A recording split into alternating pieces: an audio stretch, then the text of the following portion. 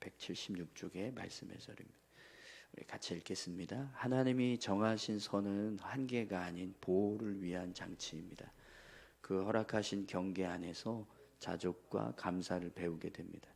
사람은 더 많이, 더 빨리, 더 넓게 가지려고 하지만 지금의 삶이 하나님의 허락하심이라는 것을 인정할 때 비교와 시기에서 벗어나 평안과 거룩을 누릴 수 있습니다. 따라서 우리는 하나님이 정하신 경계 안에서 자족과 감사를 배워야 합니다.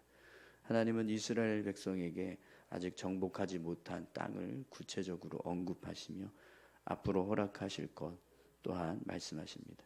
믿음은 내가 원하는 것을 쟁취하는 힘이 아니라 하나님이 허락하신 길을 걸어가는 순종입니다. 오늘도 주님은 우리로 하여금 과한 욕심을 내려놓고 허락된 몫을 감사로 누리게 하십니다. 주님이 허락하신 것을 최선으로 믿고 지킬 때 그분의 보호 안에서 흔들리지 않는 삶을 살게 됩니다. 아멘. 네, 우리 질문도 같이 읽겠습니다. 하나님이 내게 허락하신 삶이 만족스럽지 못해 불평할 때가 있습니까?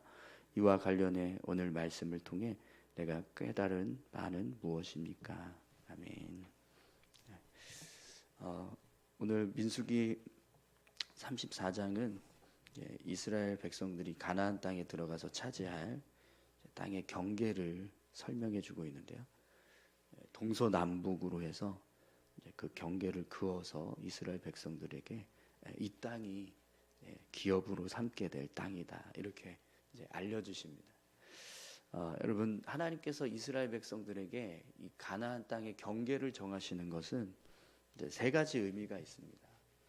하나는 이스라엘 백성들이 앞으로 차지하게 될 땅이 이제 어디인가, 그 땅의 경계를 통해서 이제 우리가 어디를 차지해야 하나 이 선을 이제 그어주는 거죠. 그래서 하나님께서 정하신 대로 이 땅을 차지해가는 모습이 될 때 이제 하나님의 명령에 순종하는 이스라엘 백성들의 순종의 모습을 보게 됩니다. 이제 하나님께서 정하신 대로 그 땅을 하나씩 하나씩 차지해가는 그 모습이 이제 결국에는 하나님 앞에서 믿음으로 온전하게 서는 이스라엘 백성들의 모습이 되는 거죠.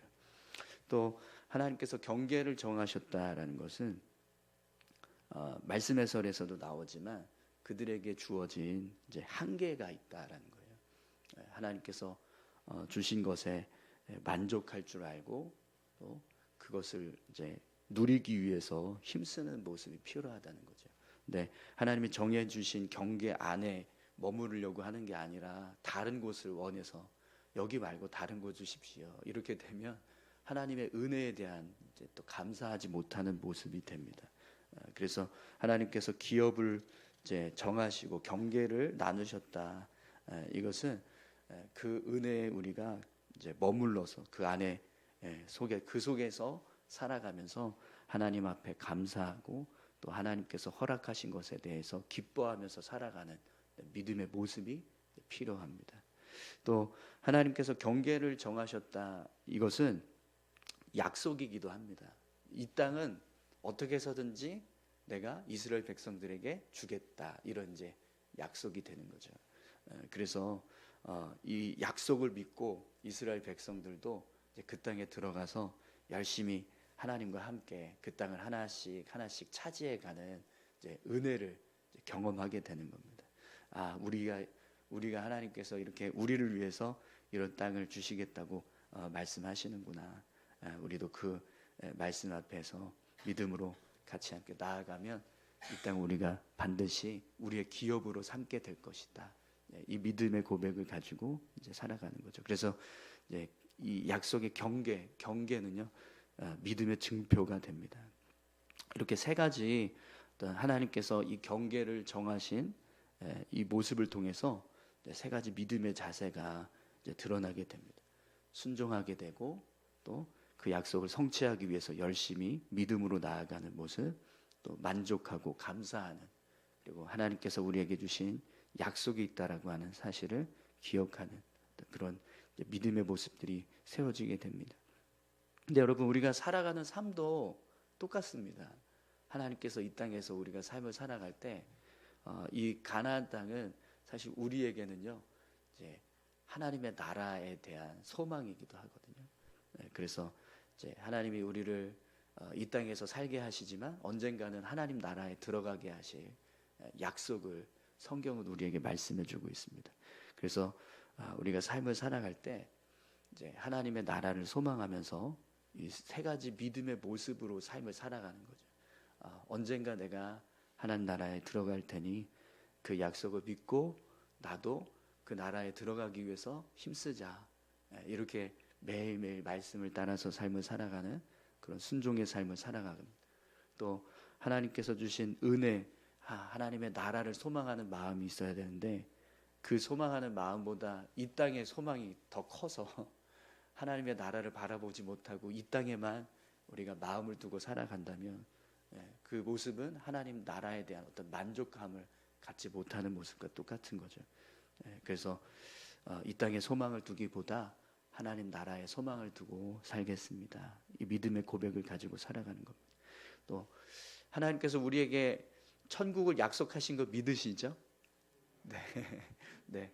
그 약속은 영원합니다. 변하지 않습니다. 분명히 이 땅에서 우리가 생을 마감했을 때 예수님께서 우리에게 예비하신 그 은혜로 우리가 분명히 하나님 나라에 들어가게 될 줄 믿습니다. 그러니까 약속의 증표가 우리에게 분명히 있다라는 거죠.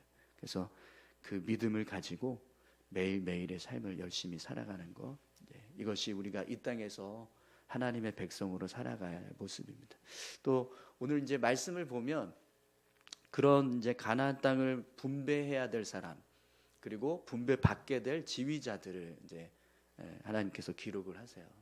그래서 이 모습을 통해서도 우리 자신의 모습을 우리가 깨달을 수 있습니다. 이 땅에서 많은 사람들이 있지만 그 가운데서 하나님의 나라를 약속하시고 그 땅을 기업으로 얻게 하실 사람들, 하나님께서 분명히 이 세상 가운데서 부르셔서 세우셨습니다. 그 부르시고 세우신 사람들이 누굴까요? 네, 오늘 저와 여러분들인 줄 믿습니다. 네, 그렇기 때문에 우리가 이 땅에서 하나님이 너 이 땅을 분배해라, 너 이 땅을 받아라, 이렇게 말씀하시면서 세우신 하나님의 사명자들입니다. 매일매일 그 사명을 잘 감당하시고 또 그 땅을 얻기 위해서 힘쓰시고 그렇게 살아가실 수 있기를 소망합니다. 우리 같이 함께 다시 한번 민수기 34장 말씀 한 번 더 읽도록 하겠습니다. 제 34장. 여호와께서 모세에게 말씀하여 이르시되 너는 이스라엘 자손에게 명령하여 그들에게 이르라.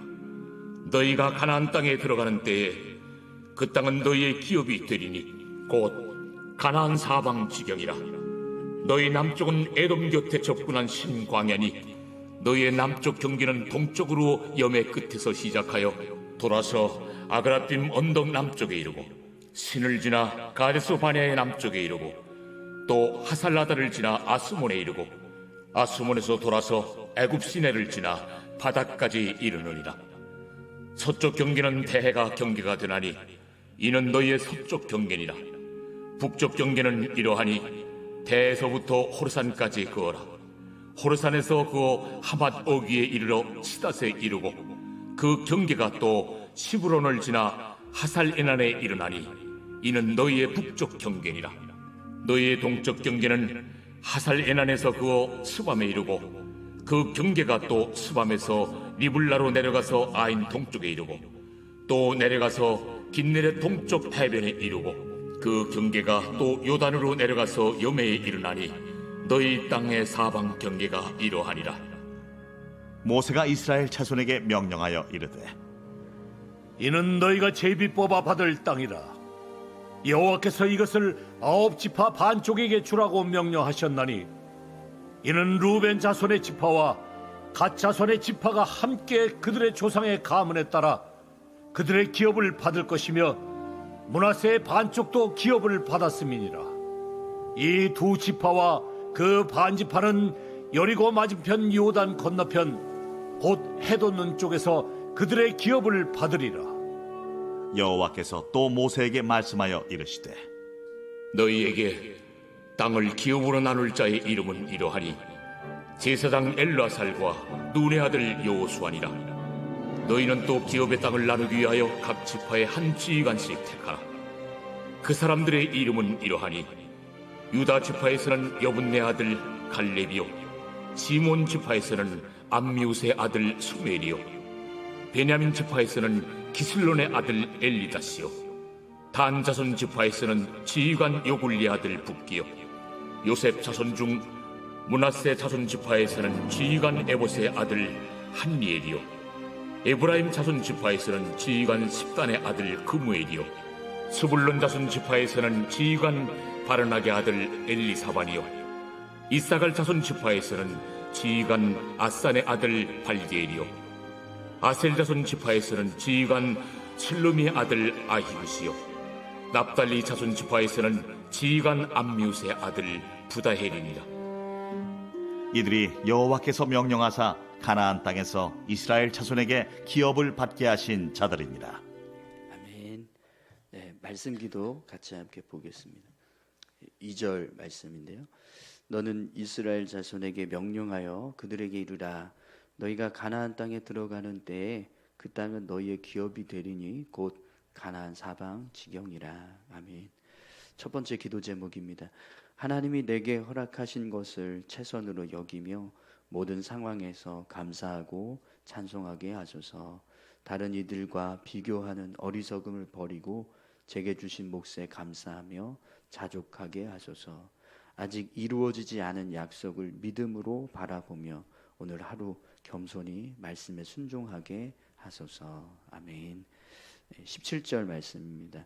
너희에게 땅을 기업으로 나눌 자의 이름은 이러하니 제사장 엘르아살과 눈의 아들 여호수아니라.